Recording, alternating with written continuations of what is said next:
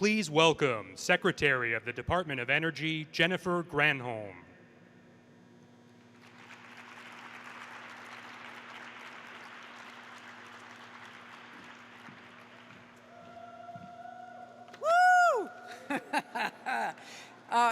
Thank you all so much for coming out, for caring about building back better. So happy to be able to be here with Vice President Harris, with Senator Gillibrand, with Congressman Meeks, fierce warriors for our planet and for the future, for our grandchildren, etc. Thank you to Santos Rodriguez for your great leadership and example of what this clean energy economy can mean for people all over the country, but you started right here in New York as an example.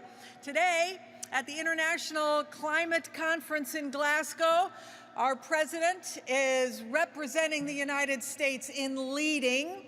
Congress is negotiating, as you know, the most significant investment in climate in our history, and every component of it is the most significant. The tax credits associated with building out clean energy are historic. The investments in electric vehicle infrastructure are historic. Every bit of this whole agenda is a signal that the United States is not just back in the international arena on climate, but we are leading.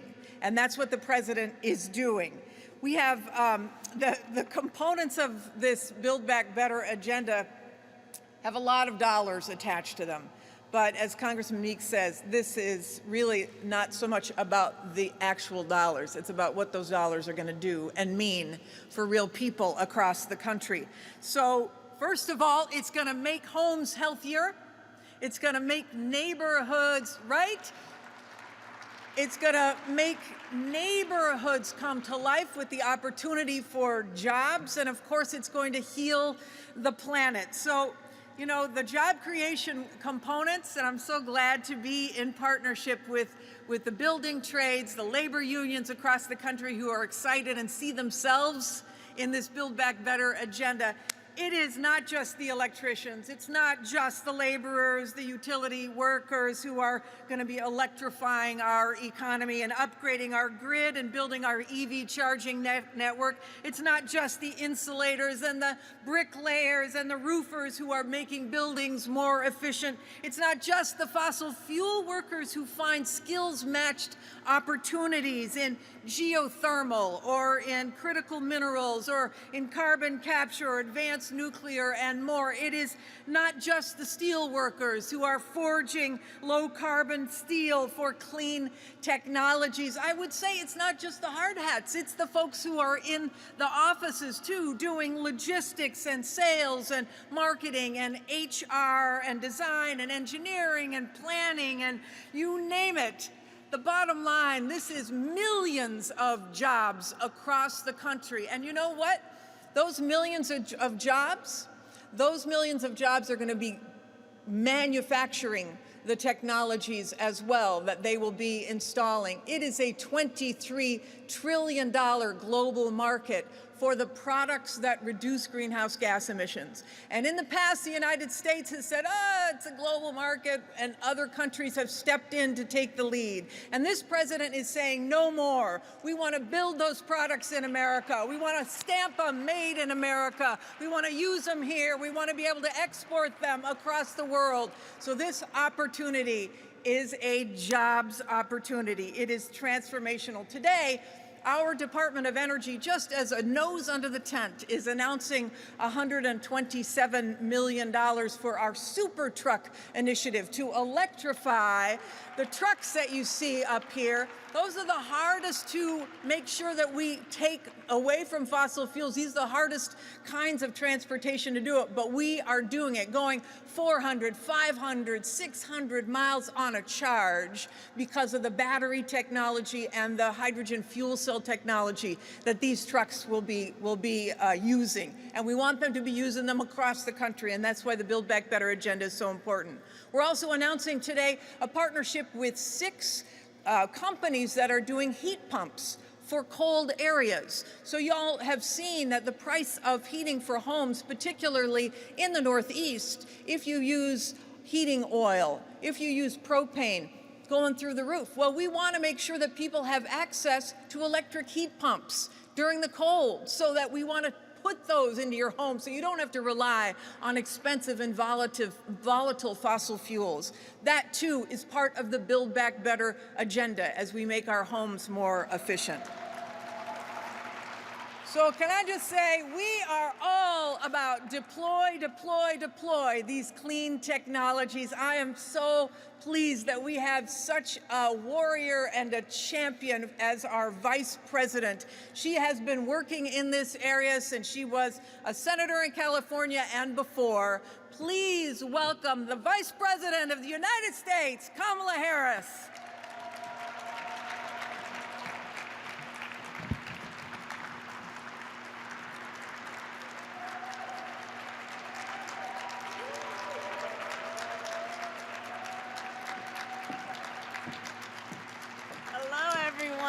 It's good to be back in New York. Hello, everyone. Hello, hello. Please have a seat. Please have a seat. It's good to see you all. It's good to see you all. Secretary Jennifer Granholm, thank you for your years of leadership. You are a devout public servant, and you have always been one of those leaders who speaks truth. And today it is about the crisis and the crises that we face, but also, and you always do it with a sense of optimism, about the opportunities we must seize. So thank you for everything you do. It is great to be back in New York, and it is great to be here with Senator Kirsten Gillibrand. Where is she? She's here. I know she's here. Chairman Gregory Meeks, Queens, yes? Who I was just speaking with about some upcoming international travel. I always check in with Chairman Meeks before I have the many meetings that I've been having over the course of this year. Queens Borough President Donovan Richards, thank you. There you are. And the Port Authority leaders who are here, the climate and environmental leaders who are here, the labor leaders who are here. It is good to be in the House of Labor. And in particular, the leaders of the building trades who are here. Thank you all for your work. So, as you all know, today, President Joe Biden is in Glasgow, Scotland.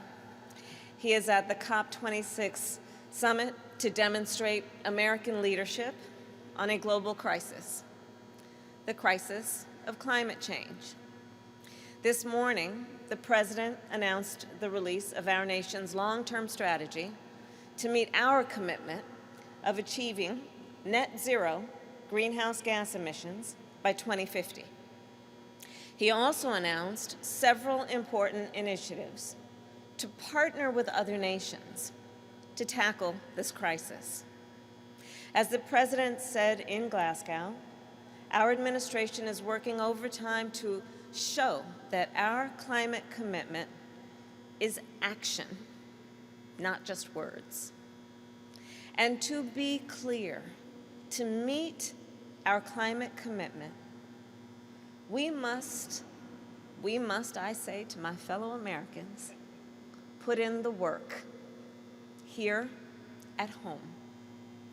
Right here in New York, we have seen climate change become a climate crisis just in the last several months. Air pollution is causing health problems like asthma. Rising sea levels are flooding streets, and storms are growing more frequent and more dangerous.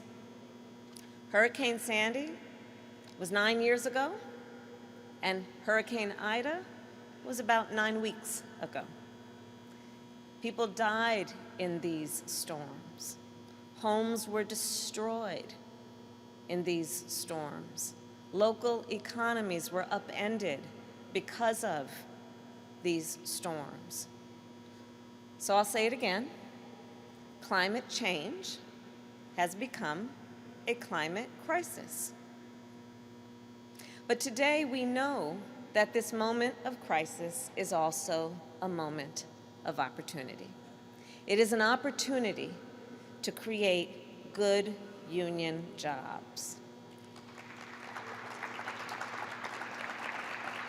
It is an opportunity to build healthier communities and stronger local economies. It is an opportunity to build a better nation. Last week, our administration announced our Build Back Better framework. This framework, together with the bipartisan infrastructure deal, represents the largest effort to combat climate change in our nation's history. We will reduce emissions by investing in electric vehicles, clean energy, and clean manufacturing. We will invest in the communities that have been hit the hardest by the impact of climate change. And at the same time, we will create millions of good union jobs. Once these bills are passed, auto workers will manufacture electric cars and electric school buses. Once these bills are passed, plumbers will fill the jobs we need to replace all those lead pipes. Young people will join our new civilian climate corps. These are the opportunities we have within our grasp right now. And so our administration has been working hard at focusing on every detail because details matter. And the President and I are confident that we have a framework that will pass. Climate change, well, it's not slowing down, and neither can we. We must deliver for the American people. So that's why our administration will continue to take every possible action to meet our nation's climate commitment. It has long been the role and the responsibility of our government to mitigate, to reduce, to try and eliminate any harm to public health. And as you may know, last week the United States Supreme Court decided to hear a case on whether to limit the EPA's power to regulate greenhouse gas emissions. Well, y'all know I used to be an attorney general, and I want to make something clear. Our administration believes that the Supreme Court should reaffirm what it has said before, that the EPA has the authority to keep our families and our communities safe from pollution.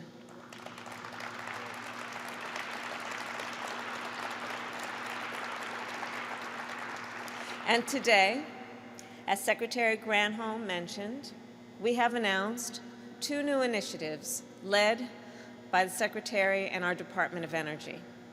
First, a new partnership between our government and private companies to drive innovation in electric heat pumps. This will not only cut down on emissions, it will help families save on their monthly energy bills. It creates an opportunity to create jobs in the community and to grow the skills of the young people in our communities to participate in doing this work. Second, we are putting $127 million to speed up the development of large electric trucks, like the kind you see around me. This will protect our communities. It will protect the health of our communities and the well-being of our communities and the opportunities of our communities and the vitality of our communities. And I know this to be true. You see, when I was California's Attorney General, I met, and I'll never forget this time, I met with a group of community leaders, of residents of a town called Miraloma, which is predominantly a Latino and a low-income community of families, multiple generations of families.